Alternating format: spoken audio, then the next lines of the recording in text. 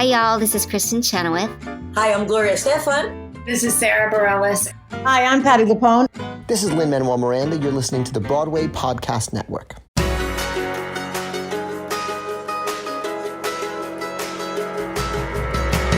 Hey everyone, welcome back to the Theater Podcast, intimate personal conversations with the industry's biggest names. I'm your host, Alan Seals, and our guest for this episode is Katie Rose Clarke, who just began previews right as this episode drops for Merrily We Roll Along, the much anticipated Sondheim revival. She is from Texas, has an amazing story of finding her love in theater pretty late in her young life, and then going off to college and almost not even graduating before setting the record, which I believe she still holds, for the longest person to play Glinda on Broadway. So lots of great story to share. Find me online, Instagram, Facebook, Threads, TikTok.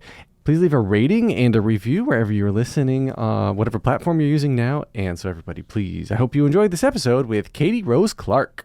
Here you go. 1, 2, 3.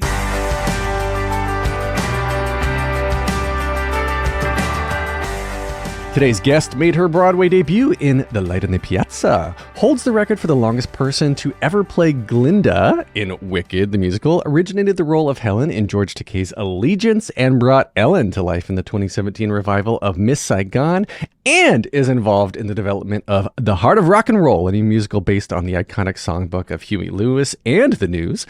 On TV, you may recognize her from CBS's The Good Wife, alongside Juliana Margulies and Michael J. Fox, and in the digital comedy series Relevant. Starting with previews this September 19th, we're going to see her alongside Jonathan Groff, Daniel Radcliffe, and Lindsay Mendez in Merrily We Roll Along. Katie Rose Clarke, welcome to the Theater Podcast. Thank you. It's so good to be here. I realized that the wording is like, you hold the record for the longest person to ever play Glinda. It sounds like that's a record for being tall. Yeah, it really does. I think that's true. I think that has been fact checked. I think it's the longest running or most performances of Glinda on Broadway. I'm thinking it's the longest running Broadway Glinda, but I'm not even sure. I don't know. I've heard that across a couple different places, which I think is really cool. And do you know Brett Schufer? Did you ever overlap with him? Yeah. Not in Wicked, but I do know him. Yeah. Yeah, so Brett, he made a comment to me. He's like, it's hard to leave a show like Wicked because you get that Wicked money, right? It's like, it's a knowing that you have a contract that essentially is open-ended, more or less, right? Yeah. Was that, I guess, was that part of the decision to stay? Did you love the show? Like, I guess that's a good place to start for us is when you're doing new work or developing new work or even staying in the work that you've got. What's coming into play about, like, do I renew my contract again, or do I take a chance and try something new? Like, where does that mindset come in? Yeah, for the principal contracts, there is an end date on our contract, so it is a set term. So I was kind of at the mercy of if they invited me to come back and offered me another contract. So that kind of helped my decisions. But truly, I mean, goodness, it was a long time to do one role, and a role that is so physically and vocally demanding. I did get quite exhausted of it, in the process of it. And but really, it's such an amazing show. I felt so lucky to do it. I was in my 20s. I was trying to just. It was really the show that I cut my teeth on. I got hired to do Glinda when I was 23, and I just kind of kept doing it. Yeah. So I learned a lot of my skills and sort of how to be a professional doing Glinda and Wicked, which is like a wildly privileged thing. I can't believe that is my story. So yeah, I mean, I get the idea of like, yeah, you want to move on and do other things and be, sort of diversify a little bit artistically and creatively. But I mean, also I felt pretty fulfilled in that show in a lot of ways as well. And then, yeah, it's a great contract financially, and in other ways too. You could really kind of establish yourself. Yeah, I feel like I've talked to a lot of Glindas and Elphabas, and I feel like it's a club, right? It's not a club. It's more than a club. It's like a sorority. Yeah, I was literally going to say sorority like next, but I think it's sisterhood. That's what I was looking for. Yeah. I mean, the understanding of having to maintain that level 8 times a week, right? Like these are roles. I mean, everything you've done so far, and even coming into Merrily, like I feel like the expectations around all of this are just huge. But I feel like that's sort of you now, because like you replaced Kelly O'Hara in Light in the Piazza, right? So like replacing someone like Kelly is a lot of pressure, and then stepping into Glinda on the first national tour of Wicked before hitting Broadway, again, pressure, expectations. Sure, yeah. Wait. So you said 23, you did Broadway, or was that the first national tour? First national tour. Mhm. Okay. Yeah. So then how long did you do the tour before hitting Broadway? Just under 2 years. It was like a year, and it ended up being like a year and 10 months altogether. And then I had a couple of months off, and then I joined the Broadway company. And then it's the same. I did it 2 years in the Broadway company, and then they asked me to do a short stint in LA, kind of like an LA short sit down in LA, which actually was the national tour again, but they were sitting down in LA for like, I'm going to say it was like 2 or 3 months. I can't remember. It was a while ago. Yeah. And then I came back to Broadway. I mean, it was just, I was all over, and thank God. I mean, I really, again, like I said, I really cut my teeth on that show. Was it harder to do the tour or the Broadway run, or what, did it not make a difference? I think I was always the role for me was so vocally challenging and physically challenging that I found it just, no matter where I was, I really had to learn how to keep myself healthy and in shape to do the show. And I definitely made every single mistake in that area along the way. But yeah, definitely sitting down in the city is easier. You don't have the added pressure of, picking up and moving and getting used to a new city and getting resettled into a new city every, couple weeks or a month. And honestly, the tour for Wicked was amazing because you sit down in a city for 2 weeks at least, usually. I think there were very few 1 week sit downs for me when I was on the tour. And the tour was relatively new when I joined it back in, 2007. Is it harder? Some people like this and some people don't, but is it harder for you as you're traveling on the touring side to hit different theaters, because there's different, I mean, literally just aside from the different dressing rooms and the different sizes of the wings, the stages are different. And like, are set pieces always exactly a certain distance apart when you're touring, or like, is there things that have to cut because of stage size, or do they not even go to certain places because the stage isn't big enough? Yeah, that's how it was when I was on the tour back then. We had our show was like, it had its own footprint. We just like set it in there. So if theaters couldn't accommodate the size of our footprint, then we couldn't go there. And I think that ended up being why they ended up doing the second national tour, was so that they could accommodate different houses. I think they made adjustments to it so that they could fit in more houses. Interesting. They shortened the name too. It was just called Wick. Yeah. Smaller size. They shortened it. They made it smaller. They shortened the show. It was only 2 hours. No. It just went straight to Defying Gravity, and that was it. It was a 90-minute, no intermission. Yeah. Well, then back up then to I guess little Katie Clarke. Where did you grow up? Like, where'd you cut your teeth as a kid? Yeah, I grew up in Texas, in a town called Friendswood, which is kind of right smack in the middle of Galveston and Houston on the Gulf Coast of Texas. And yeah, that's where I grew up. My family still lives there. My parents still live there. My brother lives there with his family. There's a lot of people, tons of Broadway people that come from Texas. Why is that? Yeah. What do you think? Gosh, I mean, it's a big state. I don't know. I know, but there's other big states, but yeah. Like Texas specifically produces so many Broadway people. Yeah. Well, like who else are you thinking of? I can't. Now you put me on the spot. No, no. Kevin Cahoon is from Texas, I think. Well, yeah, and Brett Shuford.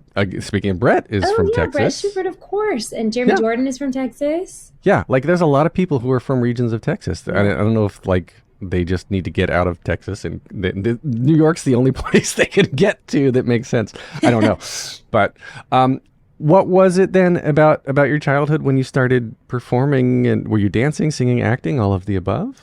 I was singing. I took piano lessons all growing up, and I never really got, that wasn't my, that wasn't my outlet, and then I started singing.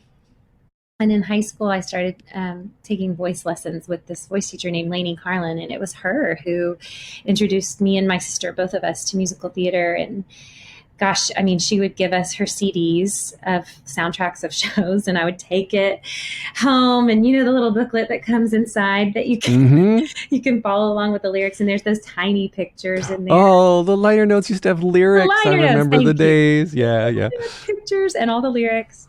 And I would just, from beginning to end, listen to the CDs that she would lend me. She would lend them to me and let me keep them for a while. And I would just learn these shows. And that's how I learned Miss Saigon and Secret Garden, Les Mis. I mean, all the great ones from those days. I mean, I fell in love with it. And I just remember, I'll never forget going through Les Mis and reading, and Miss Saigon, I think it's because those are fully sung, so you can kind of really get the full story just from the soundtrack, So whereas it's not just like selections from the show, it's actually the full show. So I just remember sobbing through this cast album of Miss Saigon and Les Mis, these soundtracks.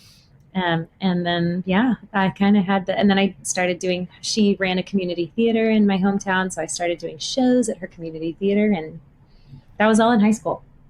Oh, wow. So you didn't even get into it until high school. And was there a concrete turning point you remember where you're like, I guess I want to try doing this as a job? Because until that point, I mean, kids, right now, my kids, times they are changing. My older one who's just started third grade is like, I want to be a YouTuber, which didn't exist when we were kids. Oh my gosh. Hilarious. Right. Not for me. I'm like, get a real job. Sorry to all you YouTubers out there. I know it's hard work. But I mean, it's so different though, isn't it? Oh, it's so different. I mean, YouTube wasn't even around really. I mean, when I came into the Broadway community with doing Light in the Piazza, it was 2005. That's when YouTube started. It was brand new. So we didn't know that there would be bootlegs and things out there. I mean, I had no idea. I didn't even know there were online message boards back then, because it was just not part of our awareness back then. We didn't have smartphones really back then. No, and YouTube, like Google bought YouTube in 2006, I want to say. And that's like when it really, I think, really started to take off, right? Because that's when you had Google money being shoved into it. Right. But no, I anyway, so back to the original question, right? Like, do you know what in middle school, do you remember what you were interested in? And then in high school, was there a turning point where you said, I want to do this as a job? Oh my gosh. I think I didn't really think about that until I went to college, and I auditioned for all the big schools after high school, trying to get into a musical theater program. And I didn't get into any of them. So I kind of, except for the one that was closest to home, which was at Sam Houston State University in Huntsville, Texas. And so I went there, and I actually, had a great time there. I had kind of one experience at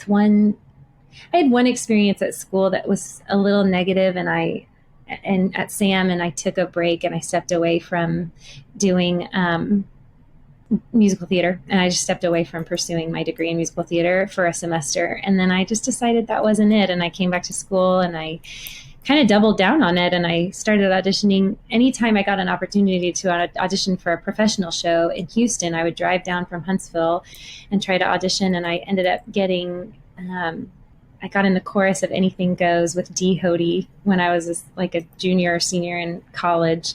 And I was like, wow, I got a professional acting job. And I was like, maybe I can do this. And I started making a plan of how to save money to go to New York, to move to New York. And, I was going to do this whole, I had worked all through high school and college. So I had saved a bunch of money.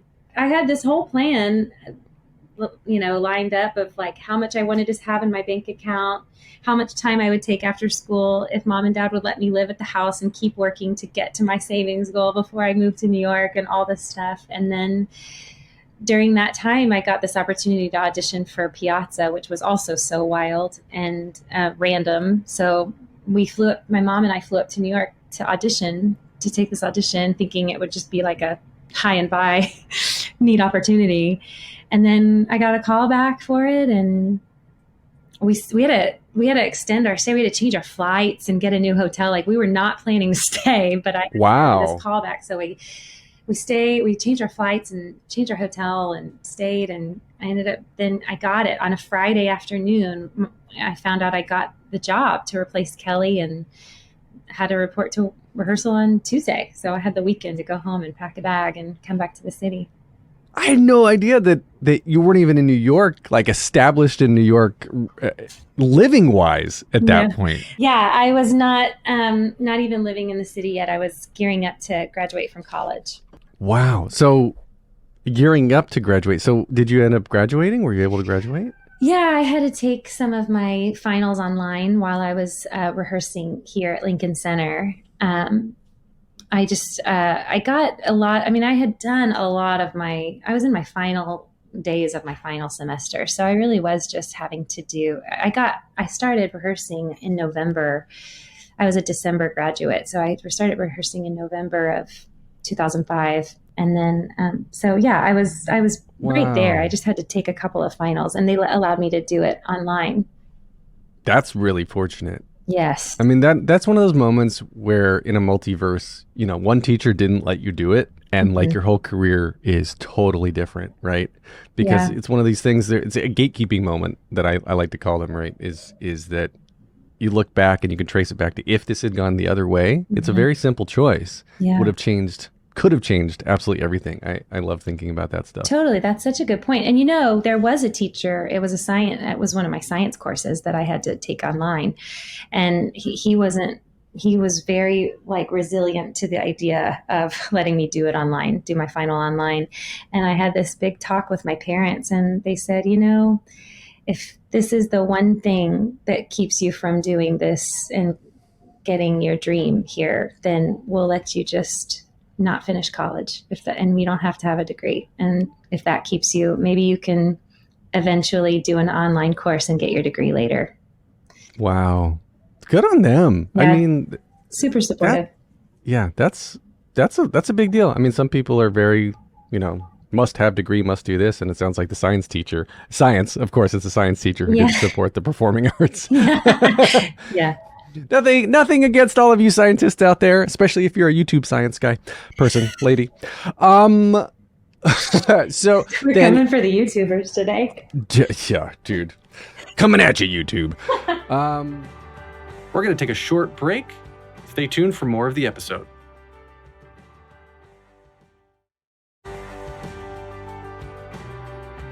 So November, you get it.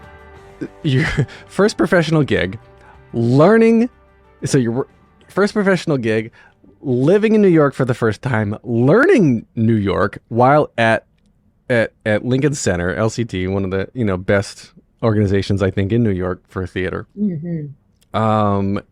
And not even finished college, taking your finals. Remember that whole pressure thing we were talking about? Yeah.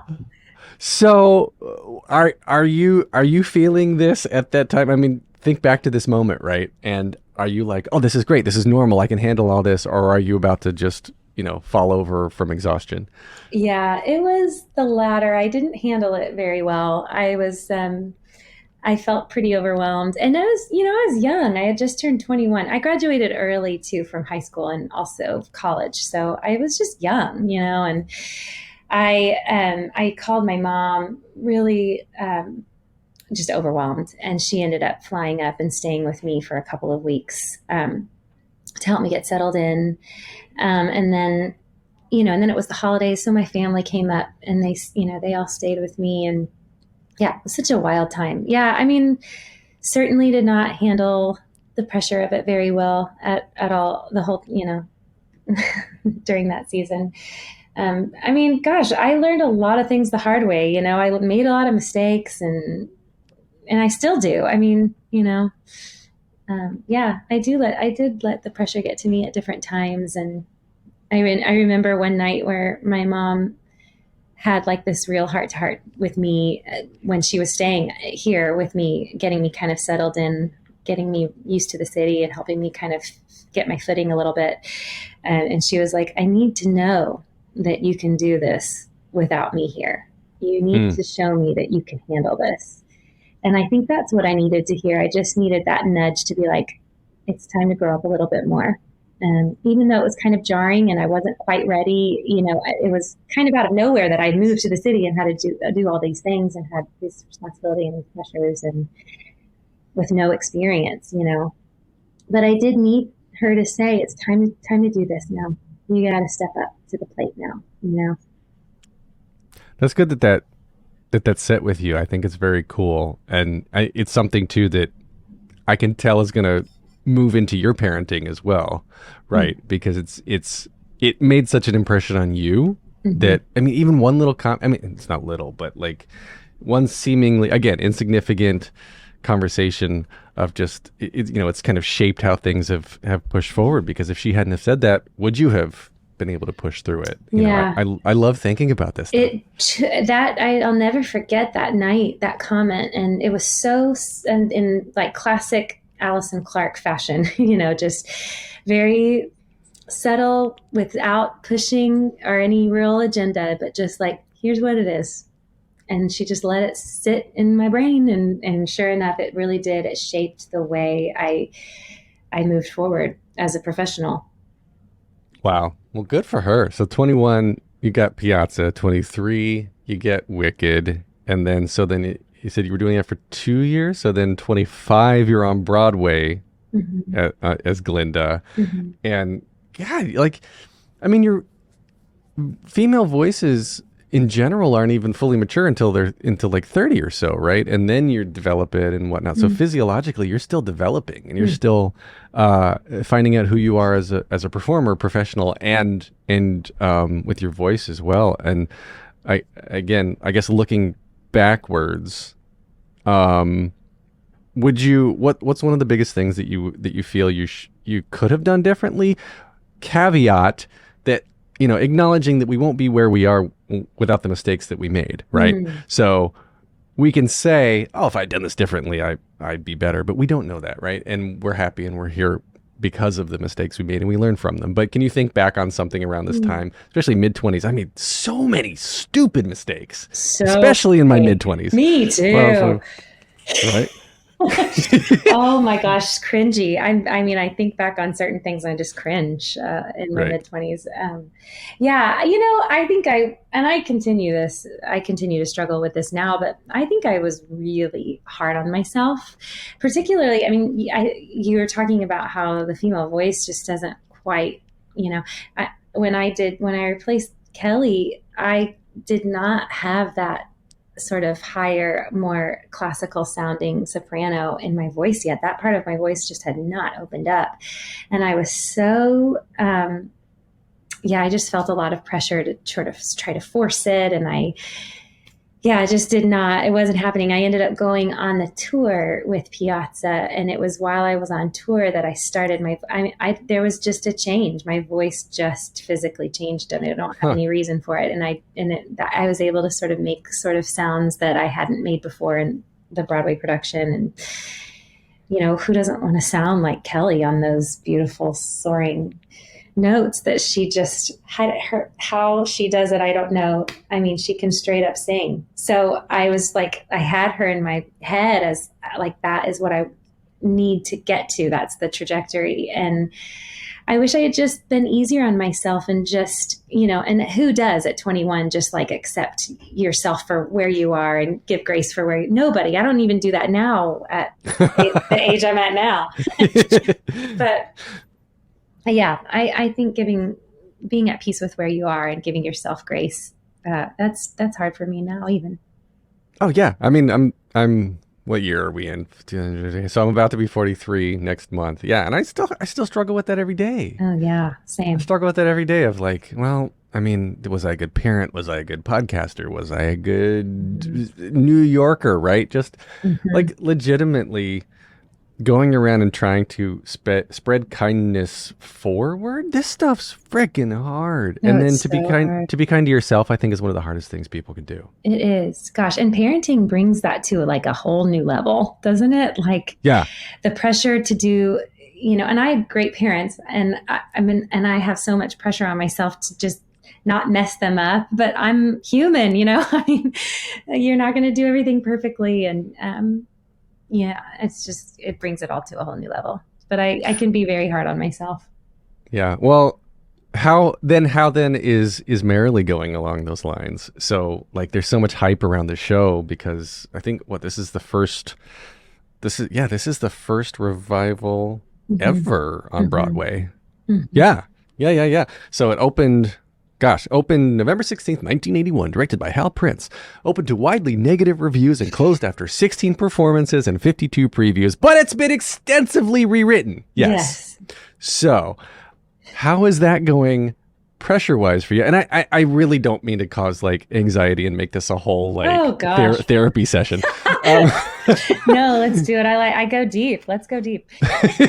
But like there is a lot of attention on the show in a very exciting way, in a very good way, because people have wanted this for a long time. So like, are you feeling this? Are within the cast, have you guys all like huddled up and, high-fived and elbow bumped and been like, all right, we got this, we can crush it? Like, how's that going internally? Kind of, yeah. I mean, Dan says, I don't have any baggage with this show because I didn't know it before this iteration of it. So I don't know any of that history, and that's not the version I think of. I just think of our version. And I'm actually pretty similar. I didn't know the show really at all. I mean, I knew some of the songs from it, but that was it. So coming into Maria's vision of it was like, wow, this really is this is an amazing piece, and so I only really have that as well.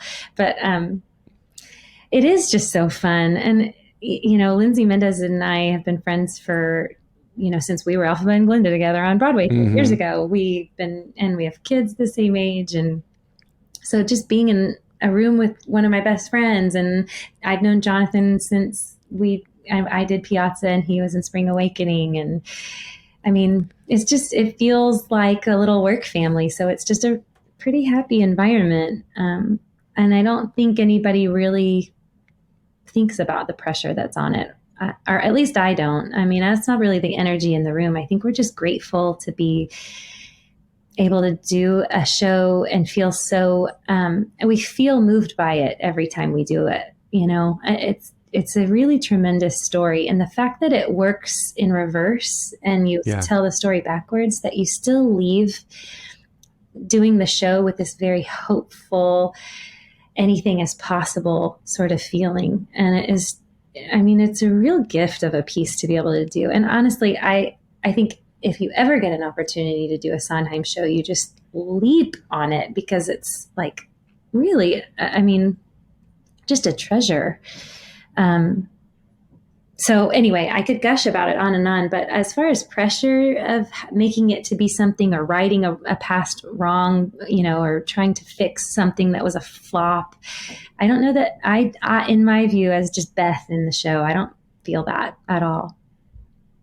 What's it like, when you said that you've known Jonathan, you've known Lindsay for a while, but, working with Daniel, working with the rest of the team, it just, all the press, all the promotion that's coming out around it, everyone just seems genuinely happy to be doing this and like real friends. Yeah. And you can see it in the eyes of the photographs of the production photos that are coming out. Everyone seems like really freaking excited just to be doing this and to be happy and hang out with each other. So you said it's like a work family, but what's it like as a whole? And actually, before you answered that, I want to acknowledge too that you said you guys don't really feel the pressure as a cast, which I think is a testament to the creative team doing a great job of, letting you guys be in a creative, safe space and be able to fully express yourselves without any worry of anything like that. So. Yeah, that's a great point. Yeah. So what did I just put a pin in? What did I say we'd come back to? I forgot the question I just asked before how we get along, and it's kind of a happy place. Uh-huh. Yeah. So is it the rehearsal environment, the exploration of your characters and your relationships? What is that like with the established personal relationships you have with the rest of the cast, right? So you're not coming into a room of strangers, you're coming into a room of real friends, and now creating your characters on top of that. Mm-hmm. I think it's such a luxury that we had the time off Broadway together. So the people that we didn't necessarily know before doing this show together, we got to know. We had the off Broadway run together, and then we've had a few months since then, and now we're coming back together. So it feels like a reunion of sorts. And those of us that have kids, they get excited to see how much they've grown, and we bring our kids up on dinner breaks and things, and the kids play together and play, and the cast plays with kids. It's just a real treasure of an environment. And so yeah, I think that is the starting place, is that we kind of had this time away and now we're coming back together again. And so, but it's also a luxury just in the work, so we can really deepen the groundwork we laid off Broadway now is just the starting point for Broadway. At New York Theater Workshop, that was just the starting point for what we've started in the rehearsal room for Broadway. It's like, if it could have gotten deeper, it did, which at the time I didn't think it was possible, but it's just more nuanced. It's deeper. It's really thrilling. And we're just kind of mining more out of the material. Right. Yeah. I love the idea of, being able to really stand it on its feet. You work it, it goes off Broadway, and then it's working so well there, but then you get to even fine tune it, that much more. It's the same concept behind doing out of town tryouts. But I love the shows that come from the New York Theater Workshop, especially because New York audiences are unlike any other, and they're critical unlike any other. And so I think you can fine tune it. You get a magnifying glass. You get to explore the things that can be improved in a way when you're doing the out of town here in New York. Yeah. You get to improve it in a way that is different. So I'm really excited. I'm very excited for that. You first got involved with the workshop last year. So we're in 23 now. That was 22. So did all of this come onto your plate post pandemic or during the pandemic? And what was that like, I guess, without the work at that time? Yeah, post-pandemic. It was my first show post-pandemic and post having all my kids. And so actually Lindsay was living in LA at the time, and she and I would send, we're still old ladies that use Marco Polo. I know that's not what the kids use anymore, but we would send Marco Polo, because she was LA and I was New York. So we would send Marco Polos of, just updates, almost every day, of our kids and just what was going on in our lives. And she was sharing with me about Merrily, and I was like, this is going to be your job, Lindsay. This is like the perfect role for you. And the more she talked about it, I got so excited for her. And then I was like, I want to be in that show. I was hugely pregnant with my third baby at the time. And I emailed my manager and my agent, and I said, I don't know if there's which part could maybe be for me. There's two other female roles. And I was like, but I want to be seen for one of them if possible. So sure enough, they got on the horn, and I got an audition, and I went in 9 months pregnant and did my audition for the team. And I had my callback, at the end of that week. And then 2 days after my callback, I had my daughter, my third baby. I was actually in labor. So I wasn't supposed to go into labor with my third baby. They wanted me to go to the hospital before I went into labor. For just a few different reasons. So my husband and I, the night before my callback, we were timing contractions to make sure we didn't need to go to the hospital. So wild. Yeah. So I was in these auditions just fully having contractions and hoping I didn't go into labor right there. But holy cow, that's amazing. Yeah. Oh geez. Yeah. The Braxton Hicks are no joke. That's rough. Yeah. But I wonder if anybody out there is listening and knows of anybody whose water broke during an audition or a callback. I'd love to know about it. I would love to know about that. I'd love to hear that story. We're going to take a short break. Stay tuned for more of the episode.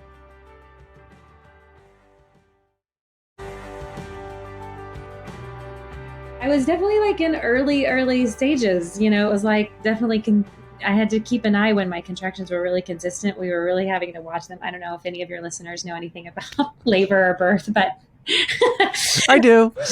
You do. So that's all that matters. Yeah, we were definitely like keeping an eye on it. It was a wild thing. Wild. And then I had my daughter, and I kind of thought that it just went away. It didn't go my way. And then, but 2 months later, they wanted me to come in and do a read with Jonathan, the chemistry read. And, Jim Carnahan, the casting director, comes into the waiting room and he gets me and he's like, "You look different." And he's like, "You've got to bring pictures of the baby in with you for this. Everybody's going to want to see him."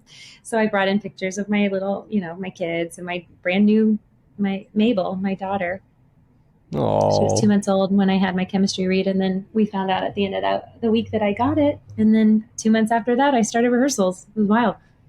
That's so cool. Yeah. That is very, very cool.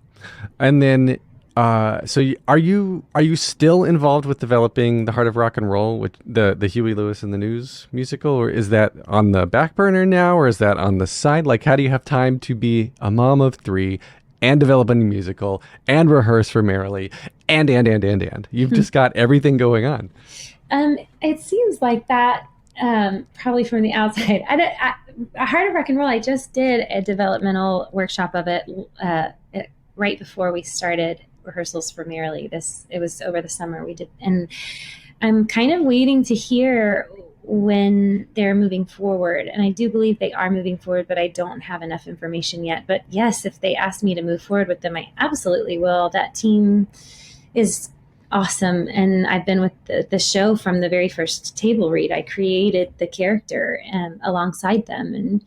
And by the end of the process, the last workshop we did, this last developmental thing, I just really felt just like a collaborator with the team. And Gordon Greenberg is the director, and he's so dear, and he's such a good friend, and he's so funny that we would just, talk about ideas together. And that's a real special thing as an actor, to have that kind of rapport with the creative team. And I felt really lucky to be a part of that and to have that with them.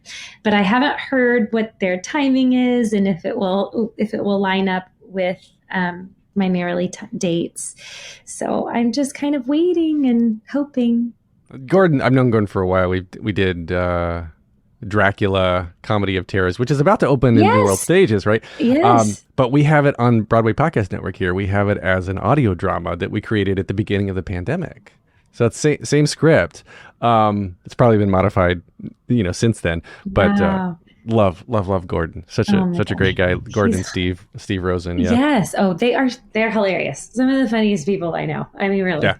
Absolutely. I was going to ask you about I was just going to say Huey Lewis is all on my mind now because, Back to the Future. He's all involved with Back to the Future as well. But did you get to work, or have you worked with Huey as part of the process, or is he involved or not? Yeah, he's very involved. Yeah, he's really hands-on and really is such a champion of it. He loves musical theater. He did Chicago on Broadway. Oh, yeah. He was Billy Flynn. Yes, I remember now. I remember. Yeah. So anyway, he loves musicals. He loves Heart of Rock and Roll. He loves the show. He's a real champion of it. And he's it is wild. It's a very pinch me moment. Like, he just comes in the room and, he's just, hugging everybody, and he's great. So yeah, he's definitely involved. I believe it was Huey Lewis. Now as I'm about to say it, I'm second guessing myself, but wasn't he the father on One Tree Hill like 20 years ago? He played he played one of the dads of the main characters. Anyway, I think it was him because I had a scene with him as an extra on One Tree Hill. Oh, okay. I'm going to have to look it up. I don't know. Yeah. I never watched it. Neither did I.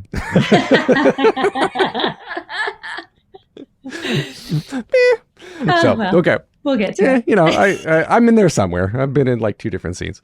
Yeah, they filmed in North Carolina, where I'm from, and Screen Gem Studios, or I guess what was Screen Gem Studios in North Carolina there. Yeah. So that it was Dawson's Creek was replaced by One Tree Hill. So yeah, if you're a New York actor, you have to be something on Law and Order to as a rite of passage. You have to do the same. The Screen Gem Studios TV shows were the same North Carolina version of that. Oh my gosh, that's so awesome. Okay, well now I'm gonna have to go look it up.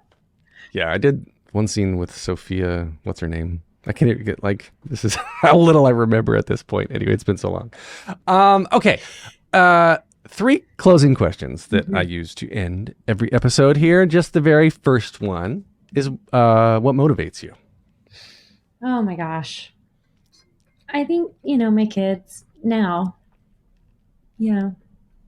That's interesting. So go ahead. It's hard. It's hard to I go, because as an actor, we're in and out of work. And when we're in work, it's kind of intense. And then when we're not, I'm just a full-time stay-at-home mom. And that can be feel like whiplash going between the two. So hard. Yeah. But I think it's so worth it when they can come up and kind of get context for where I go every day and what I do. And it's something that their little brains can understand. I just kind of go and play pretend for a living, and sing songs, and they know Aunt Lindsay, and, so they come up to work and and Eleanor is at an age where she really gets excited about it. Oh, Eleanor Mabel, you said was your youngest one? Yeah. Eleanor Jack, Mabel. And then Mabel. Mm-hmm. I love those names. Those beautiful names. Yeah. Speaking of YouTube, this hasn't happened yet because I don't think any of your kids are old enough, I suspect, but mine are, going to second, third grade now. Mm-hmm. And they know how to put my name into YouTube. And so stuff gets returned and they're like, Daddy, you're famous. You're in YouTube. Oh my gosh. And I was like, no. That's not how YouTube works. I am not famous. So one of these days, you got to expectation set with the kids, right? Of just saying you might find me on the internet and it doesn't mean anything. It's just, it's funny the way that they perceive things. So we're trying to get perspective. That is so wild. Okay. Yeah. I'll be, cautiously waiting for that moment. One day they're going to Google you and be like, oh, mommy's on the internet. Okay. Cool. Yeah. Okay. Next question then. What advice would you give to your younger self? We sort of covered this earlier, but what advice would you give to your younger self and younger people listening now starting out down a similar path? Oh gosh, that I echo exactly what we said earlier. Just be gentle with yourself and trust that you're enough, and don't try to push yourself beyond just exactly where you are and who you are. Beautiful. Okay. Hardest question now. If you could only see one show for the rest of your life, but you can see it as many times as you want, what would you see? Oh my gosh, I could never answer this question. What's your answer? Rent. Oh, good one. Because that was my touchstone. That's the show I saw where I was like, oh, musical theater is for me. Because I'm not a Piazza voice. I'm not a Les Mis voice. That's the style that spoke to me. Mm-hmm, you're a Rent voice. I gotcha. Yeah. Probably then that's making me think of what mine was, which it was all the soundtracks of Miss Saigon and Les Mis, but actually in college, it was Thoroughly Modern Millie. Nice. And Sutton Foster. I was about to say, have you gotten to work with Sutton? No, I would shrivel up into a ball of tears and cry in the corner because I'd be so starstruck. I've met her in passing kind of, but she's one that I just, would I would have zero chill. That's funny because you're literally on stage, with Harry Potter, and Sutton Foster is the one that's going to make you shrivel into a ball and cry. I know. I didn't really watch Harry Potter, which Dan knows that now. I've told him many times I'm very unfamiliar with his body of work. I didn't see him in How to Succeed. I didn't know anything that he's really done. So, joking, of course. I know he's a huge celebrity, international celebrity, but nothing like knocking him down a peg to really, really make a good bond. It came up because we were playing a game between shows off Broadway. We were playing. Do you know what Fishbowl is? It's kind of like Celebrity, where you. Yeah. So we were doing that, and as a cast, we would do that between shows off Broadway. Dan and I were on the same team, and I was going through, and you have to go through. If you don't know something, you get one pass. And I saw this thing, and I was like, I have no idea what this is. So I put it aside, and then at the end, and so it was my one pass. And at the end, you kind of tally up the ones that your team guessed correctly. And Dan was going through them and looking at them, and he was like, "Oh, such and such." I still don't remember what it was, but he's like, "Oh, such and such," and I was like, "Yeah, sorry, I don't know what that is." He's like, "It's a character from Potter," and I was like, "Okay, sorry. So this is the moment where I tell you that I didn't see any of your films." Sorry, I thought we would get through this whole contract together without me having to tell you that, and it was just a really funny moment. So now it's kind of a, he knows I haven't seen him. Well, if he was Paul Rudd's character in Only Murders in the Building, then he would have a party where you have to watch all of his films back to back, right? Because you have to stroke his ego. But he doesn't seem like that kind of guy. Was that in Only Murders? Are you an episode ahead of me? No. I'm just saying that Paul Rudd's character is so egotistical that if he found out that somebody had not watched his films, like Cobra, totally, then he'd be like, "All right, we got to sit down and watch this. We're watching this until you understand me." Yeah, totally. Yeah, that is the polar opposite of how Dan is. He's probably just the most humble person on the planet, as famous as he is. That's super cool. I did read some of the books, the Harry Potter books, and I know what my house is. Back when I was reading, I read the first 3 books, and I'm a Hufflepuff. You are a Hufflepuff. I can see that. Yeah. I read all the books. I used to live in Washington Heights, so I would have, before early cell phone days when, you still didn't have signal in the stations. Remember those days, kids? Oh, sure. There was no signal downstairs. I read all the books on my commutes to and from work in my early days of New York. Yeah, did you watch the movies as you read the books?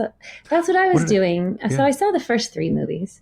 That's a lot. There you go. We saw Little Dan. Anyway, so where can we find you online? Well, on all the social medias? I'm on Instagram. That's about it. Not a bad thing. Yeah, I never got on Facebook or anything, but yeah, come on over to Instagram. I'm on there. Well, I've given up on X. I'm over on Threads. Again, everybody, catch Katie in Merrily We Roll Along, starting preview September 19th. If you are listening to this podcast, which obviously you are, leave a rating and review wherever you are listening. Jukebox the Ghost gave us our intro-outro music, and Katie Rose Clarke gave us our amazing conversation. Thank you so much. Oh, thank you.